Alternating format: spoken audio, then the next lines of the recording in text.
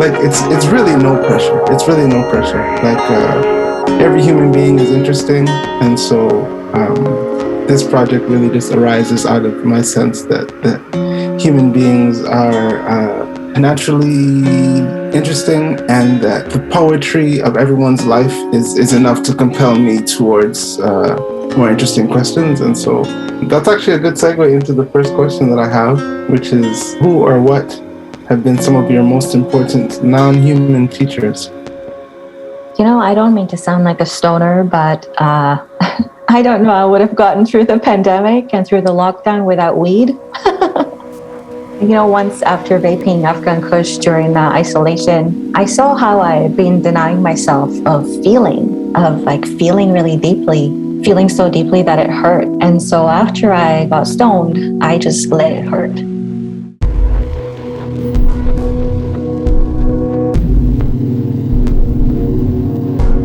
And I feel like I just opened myself to learning from teachers who are not human in that sense. That sounds like a really stoner thing to say.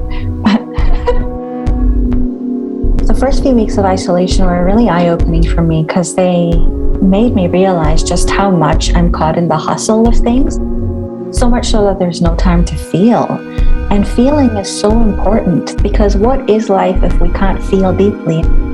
I realized that during the first few weeks of isolation, and I made a plan to just walk, to listen, to feel, even if it was feeling boredom or feeling restless or feeling sad, just to sit with those feelings. It's so difficult for so many of us, and it was for me at that time too. We moved from East Van to North Van when I was a kid, and we moved on to a road. It was a dirt road. I had a bear bell at my kindergarten. We would walk to school, and if you saw a bear, I'd just throw my lunch, and the bear would go for my lunch. Like, it was just, I was surrounded by bears. There was wolves, there's coyotes. We would play in the creek with the frogs, and there was just really an abundance of life, of animal life around me. It was really moving, and I kept thinking back to creatures that taught me, and the responsibility of being among them. I was, too small to understand the larger adult world, but I think it was overwhelming. So I actually turned toward the animal world. It was kind of a face looking back at me. It wasn't a lesson of instruction. It was funny because my dad grew up in a logging camp, so I wasn't taught to fear large animals. They were just part of his landscape as well. I'm actually more afraid of dogs because I didn't grow up with animals inside the house. I had such a sense of peace when the animals were around.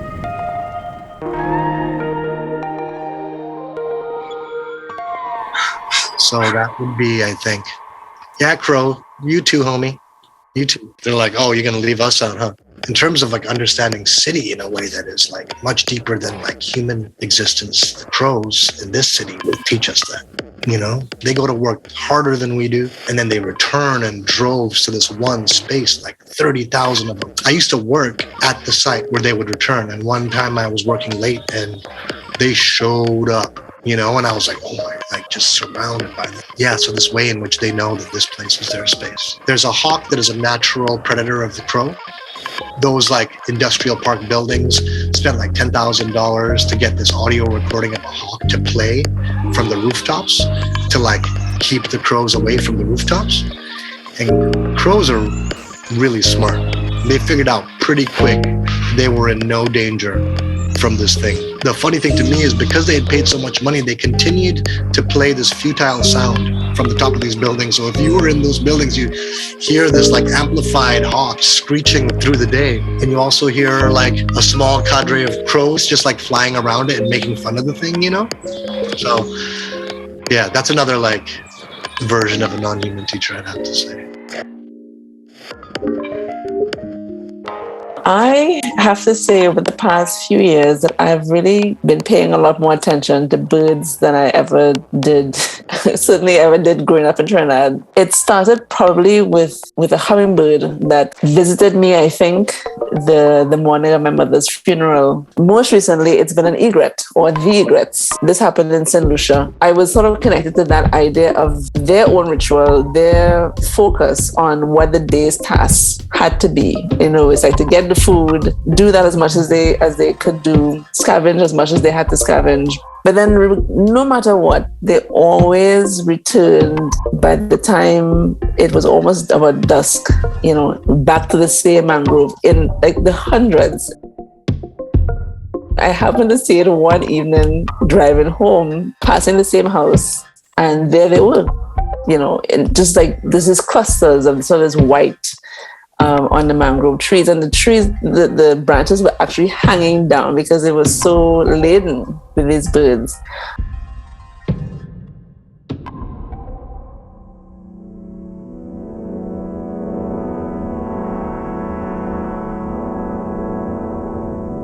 There's something about the waves returning tirelessly to an unseen and changing point of origin, then rushing forwards to the beach when it's ready.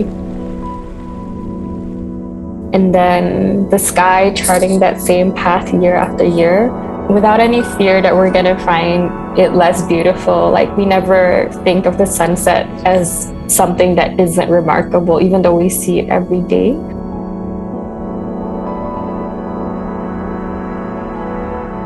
I think the persistence of the waves in wearing down any material over time is really special, especially because it's typically considered like a softer force or a less powerful in comparison to fire, which is seen as more destructive. And I think that the erosion of the waves is really a reminder that willpower is enough to change the course of fate.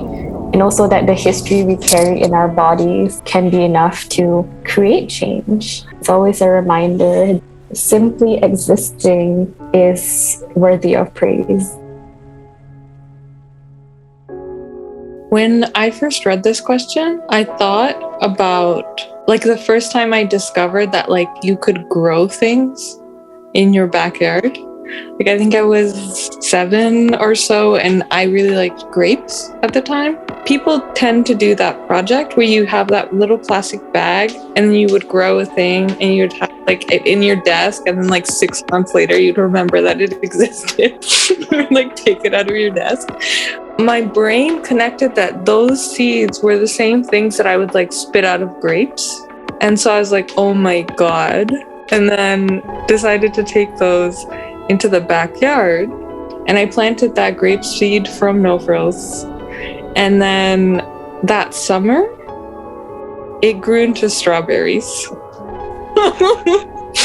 So either something there that's very poetic, or there's something about like GMOs. Probably both. I think the lesson was the doing of it, like that you can decide one day that you'll plant this seed and you can nurture it and you can make all these plans.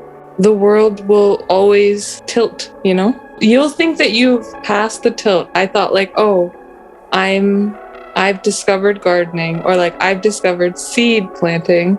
And that was the surprise, but the surprise was the cascading of it.